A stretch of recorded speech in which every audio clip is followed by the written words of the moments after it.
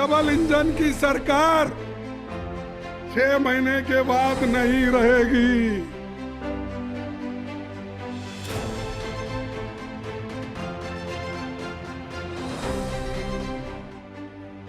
16 दिन और 1300 किलोमीटर। अब बिहार चुनाव का सियासी घमासान। बिहार की सत्ता में कांग्रेस 3.5 दशक से बाहर है और अब कांग्रेस पार्टी के नेता राहुल गांधी ने वोटर अधिकार यात्रा के जरिए दोबारा से खड़े होने की कोशिश की है। 16 दिन की यात्रा से कांग्रेस की बार्गेनिंग पावर बढ़ गई है, जिसने आरजेडी की सियासी टेंशन बढ़ा दी है और अब सीट शेयरिंग में सहमत का खेल होगा।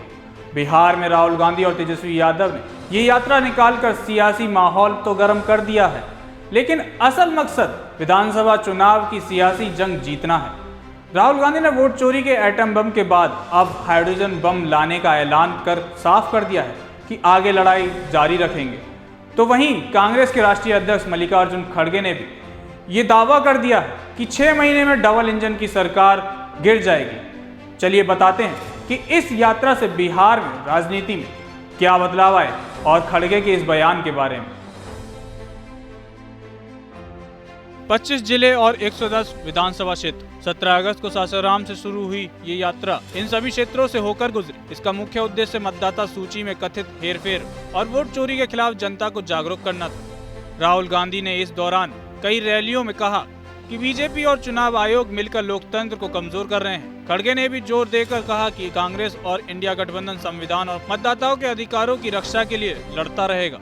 तो वहीं बिहार में 16 दिन और 1300 किलोमीटर की वोटर अधिकार यात्रा के समापन के मौके पर कांग्रेस के राष्ट्रीय अध्यक्ष मल्लिकार्जुन खड़गे ने पटना में जनसभा को संबोधित करते हुए बीजेपी जेडीयू की डबल इंजन सरकार पर जमकर निशाना साधा।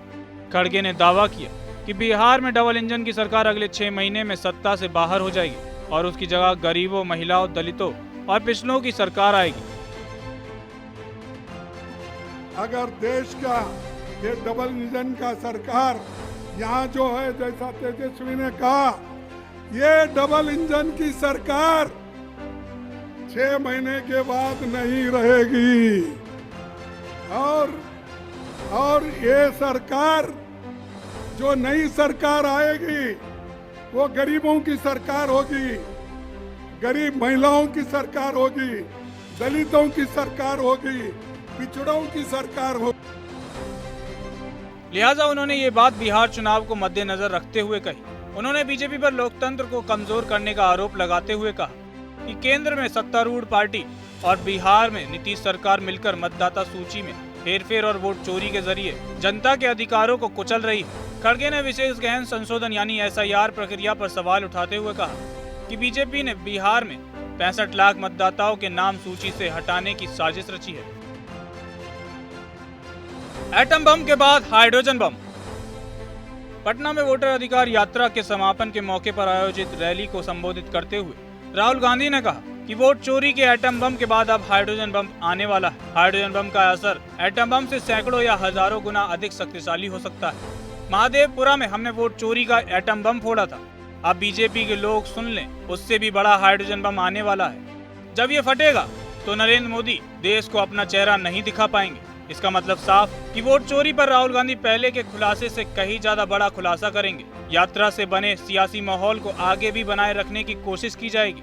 राहुल गांधी ने अपनी यात्रा के दौरान आम लोगों से जुड़कर एक तरफ कांग्रेस में जान फूंकने की कोशिश की तो दूसरी तरफ आम लोगों को ये समझाने की भी भरपूर कोशिश की कि उनकी यात्रा का मकसद ये है कि बिहार में एक भी वोट की चोरी ना हो।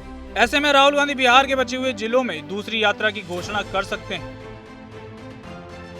एजेंडा सेट करते दिखे राहुल गांधी। राहुल गांधी ने वोटर अधिकार यात्रा के दौरान पूरी तरह से देसी पॉलिटिक्स करते हुए नजर आए।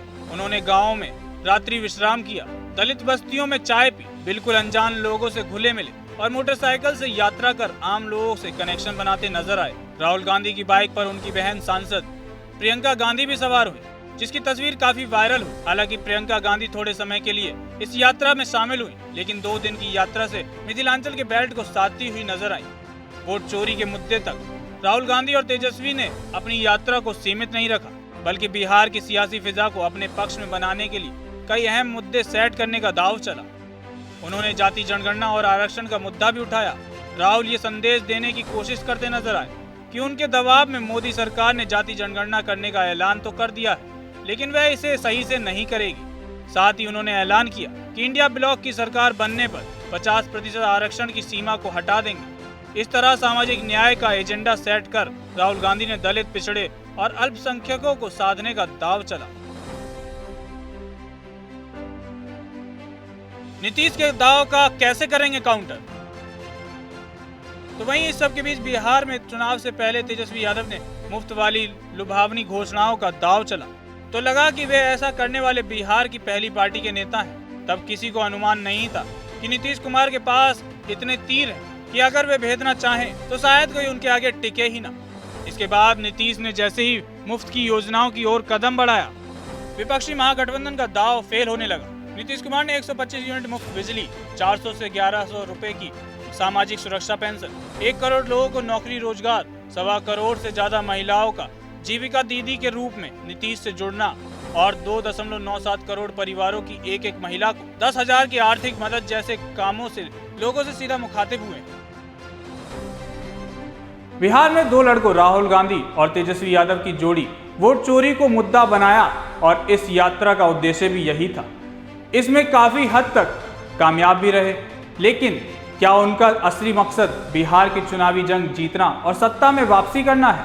बिहार में कांग्रेस 3.5 दशकों से सत्ता से बाहर है, तो वहीं आरजेडी 20 सालों से अपने दम पर वापसी नहीं कर सकी है। ऐसे में राहुल तेजस्वी ने विधानसभा चुनाव से पहले यात्रा निकालकर सियासी माहौल बनाने की कवायद तो की है। यात्रा में हर जगह अच्छी खासी भीड़ भी जुटी और पार्टी कार्यकर्ताओं से लेकर नेताओं तक में जोश दिखा। लेकिन क्या ये जोश बिहार की चुनावी जीत में तब्दील हो पाएगा? इसका जवाब आप हमें कमेंट सेक्शन में जरूर दें।